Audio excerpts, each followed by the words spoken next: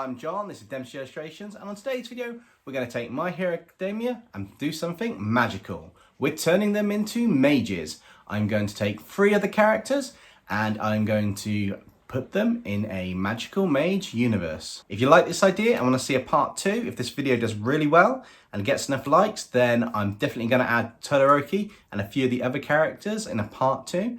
But anyway, let's start bringing this magical illustration to life.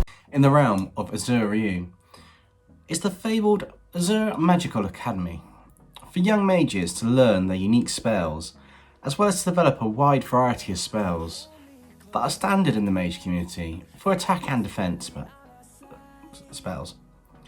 One of the most unexpected young mages attending the academy this year is Izuku from the Midoriyan Clan. Until recently, he was unable to cast a single spell. He didn't even have any magical power at all, and even less magical energy. Though, for a chance encounter, the young heir to the Midoriyan Clan stumbled upon the secret identity of the great sage All Magnus, who was heavily wounded. To convince Izuku to keep the secret and to keep the power of eternity for All Magnus cast an ancient spell to transfer the power to the young mage, keeping the hope preserved for the next generation of the world. Afterwards, All Magnus helped to train young Midoriyan how to access some of the power now residing within him. To All Magnus' surprise, the young mage could only use Eternity for All at either 10% or 100% and had very little control over the power. In fact, less control than anybody who awakens their power for the first time. As a sign of thanks for helping from the All Magnus, young Midoriyan accepted a gift. It was a special pendant that the All Magnus wore. This pendant was capable of creating a strong barrier in times of life and death to protect the wearer. It only worked a handful of times, and only if the attack would cause a lethal injury to the wearer. It wasn't something that could be called upon at any time by the wearer.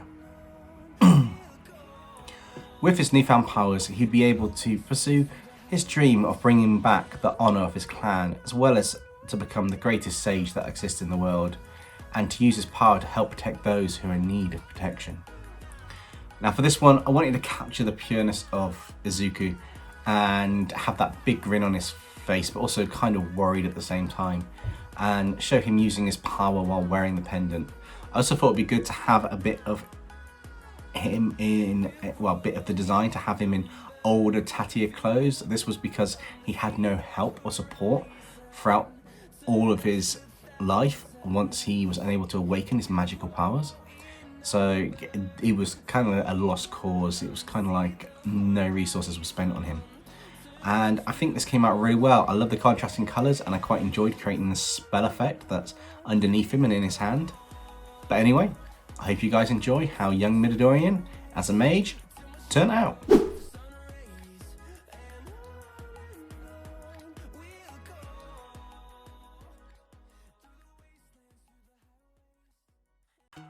From the Katsuki clan, a clan that specialises in fire magic. One of this year's more volatile mages is Baku Katsuki. Like all fire specialist mages, his attitude towards battle and everyone is one of anger and explosive force and energy. And it's a near bloodlust, which many fire mages struggle to contain, and they have lost sight of their goals and fallen into a curse of the bloodlust.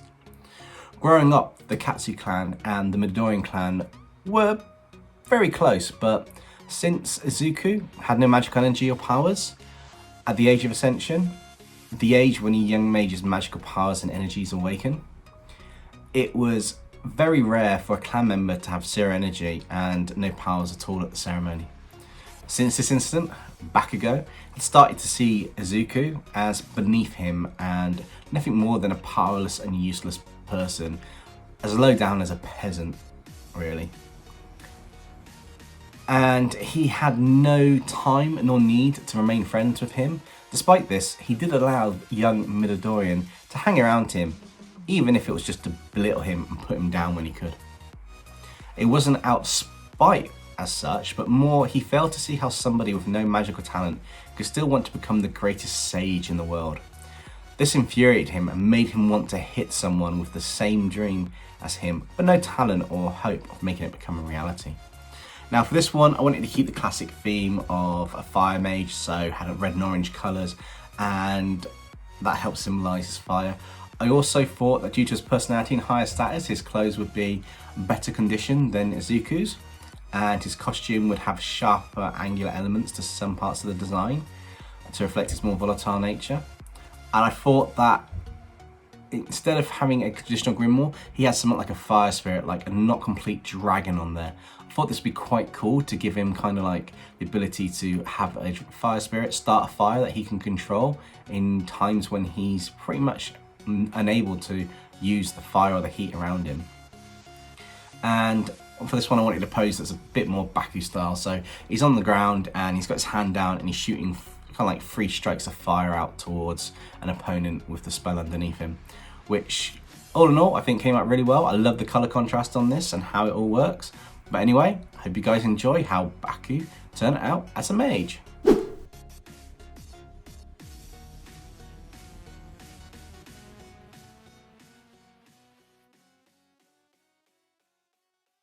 A shy mage from the Ochaka clan, Uraraka, has the ability to control gravity, and many mages have not realised that she's actually a gravity mage, which is one of the rarer mages in the aerial spectrum of spells.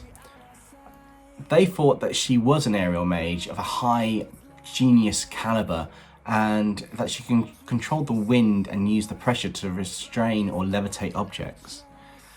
She was considered a genius in her clan, as she could restrain the elders with her magical powers with little to no effort at all. But the main difference was she wasn't controlling the wind, which requires a large amount of magical power to restrain an experienced elder with the same type of magic. Instead, she was holding them in place by increasing their gravity to the point they could not move. This required little to no magical power from her at all. The only downside is that if she used too much magical power at once, she became nauseous and was unfortunately sick.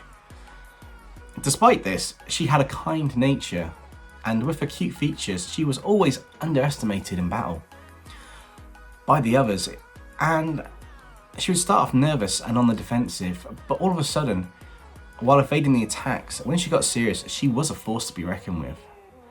Now, for this one, I kind of wanted to have her in a jumpy pose, so it's kind of like the floating pose you have from My Hero Academia, and I based her costume on the colour scheme, in a sense, of her hero outfit and kept some of it quite similar. I also wanted her to have a grimoire, which is a bit more interesting, so I stole a bit of a design concept from Genshin Impact, and they have these grimoires that kind of like look like a planet on one of them, and I thought it was genius to put that in there. I tweaked the design to be my own and put spell runes all the way around it, but it was the most suitable one to represent gravity. I also like the way the pink colour works and shows off kind of like her, just kind of like shows off and works really well, the background and contrast really. And I kind of like the way it's kind of like rock element in terms of the purpley colour and then the pink colour for the glow of her spells.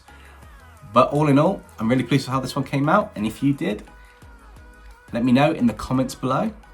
But enjoy!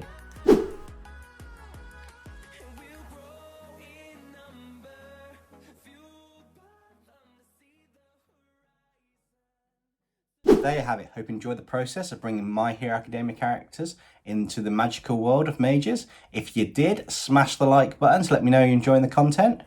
Don't forget, if you want to see more characters, I was thinking of maybe doing Todoroki and a few of the other members from Class 1A in a part 2 to this. If you think that's a good idea, let me know below.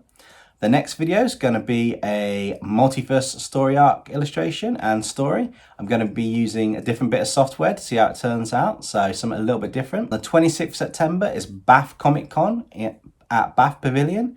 I'll put the details in the description below, but be sure to check that out. I'll be attending there at the table, so if you do come along, feel free to say hi. Anyway, stay safe everybody, and I'll catch you next time.